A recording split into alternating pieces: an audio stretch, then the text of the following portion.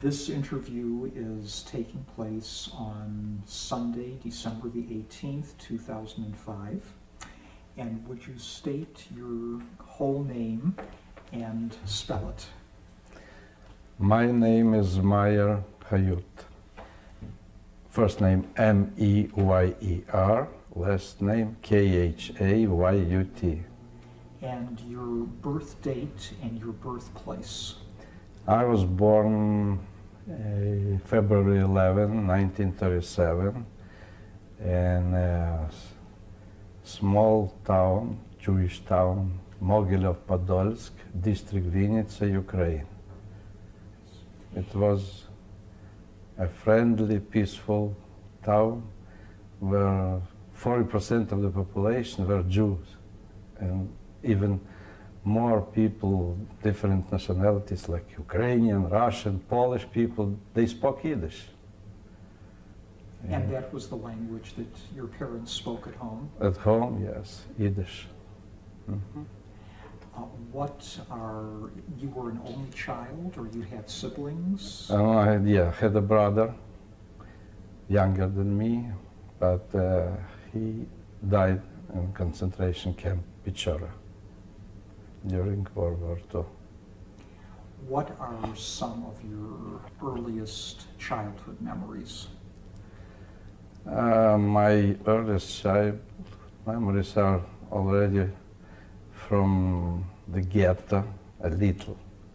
I remember when we've been in ghetto, so we used to live in one room, 12 people, and we didn't have anything because our apartment where we used to live was behind the fence of the ghetto. So everything was robbed. We didn't have anything. And I remember that we lived in this room, 12 people, nothing we got even to, I was barefoot, without clothes, anything. This is my first memory. So before the war, really, you were so young, you don't have too many memories before the war. I remember it's, you know, when something is depicted in your memory, childhood memory, it's forever, you will never forget.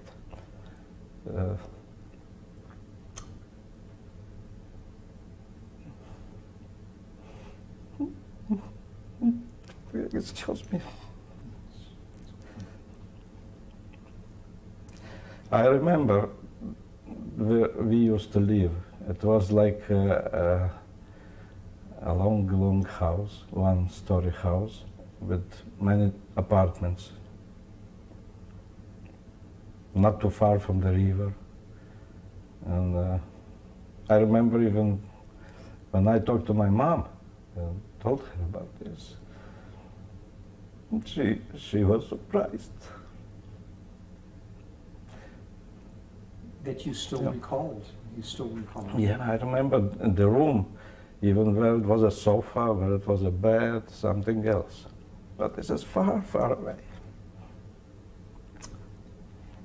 Before the war, before the Germans invaded, did you, and then when the actual invasion occurred, do you remember any tension in the home? Do you remember the Germans coming in to the town, or did they actually occupy the town? I don't remember this. The town was occupied. The invasion of the Soviet Union began June 22nd, 1941, and almost in 3 weeks, our city was occupied already, our town. I don't remember this, what was happened that time. I remember only what, this was July. In August, they established a ghetto already, and all of us were settled in ghetto. From the ghetto, I remember something, only this one. Most of my memories from Pichora concentration camp. I was older then.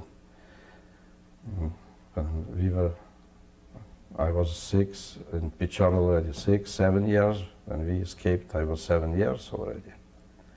How long were you in the ghetto? So in August we were placed in ghetto. At the end of December, almost on New Year Eve, 1942, from 41 to 42, we were deported to Pechora concentration camp. So not too long. And when you were in the ghetto then, because your apartment was inside the ghetto, so you remained in your apartment? No. No. Our apartment was the other side of ghetto. So where did you go then in the ghetto? Ghetto, our family, my father's sister's family, some more people, they gathered together and got an apartment. So they squeezed the people. Ghetto was crowded because they couldn't accommodate everybody. Moreover, in 1941, the same, in August or when, they started, the Nazis started to transport Jewish people from Romania and Austria to Mogilев-Podolsk ghetto. And they brought 15,000 people. So ghetto was so crowded that after this, when December, it was Pechora concentration camp already open. So they took a lot of people and deported there. So we were among them. Me, my mother, my younger brother, 2 grandmothers, my aunt with her son, and only me and my mother survived. I can't imagine how she managed to survive along with me that horrible time. And where was your father? He served in the army. Invasion started June 22nd. June 23rd he was taken already to the army, yes. He and his 2 brothers, so his 2 brothers were killed in action, and he got 1 more brother, and he was a handicapped. So they lived not too far from Mogilев-Podolsk. There was a Jewish shtetl Yareshev. So there was the 342 people, Jewish people, the Nazis forced them to dig a huge pit and bury them alive. And my father's brother with his wife, pregnant wife, and 2 children were among them. All of them were buried alive. Only 1 young guy managed to escape from that place, and after World War II he shown this place. Now is a monument over there also. Me and my wife have been there, visited the grave, everything. Yeah. Do you remember when you came to Pechora? Do you remember your first impressions of the camp? You were very young, but do you remember anything when you first came into the camp? Yeah, I remember when they brought us to Pechora. There's a river, South Bug, the name of the river, yeah, Bug.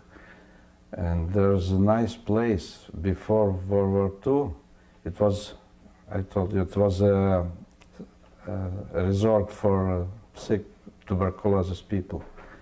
But before the revolution, it was Polish, the rich people in Poland, they were Pilsudski. It was his private resort. So it was a nice place. There was a huge temple there and a huge building. But when we came there, I remember the building, I remember from the first time, the river, and it was so nice there. In 1978, the first time we visited this place. My wife was with me, and my mother, and my father's cousin, he was also there. So on the way to Pechora, I told my mother,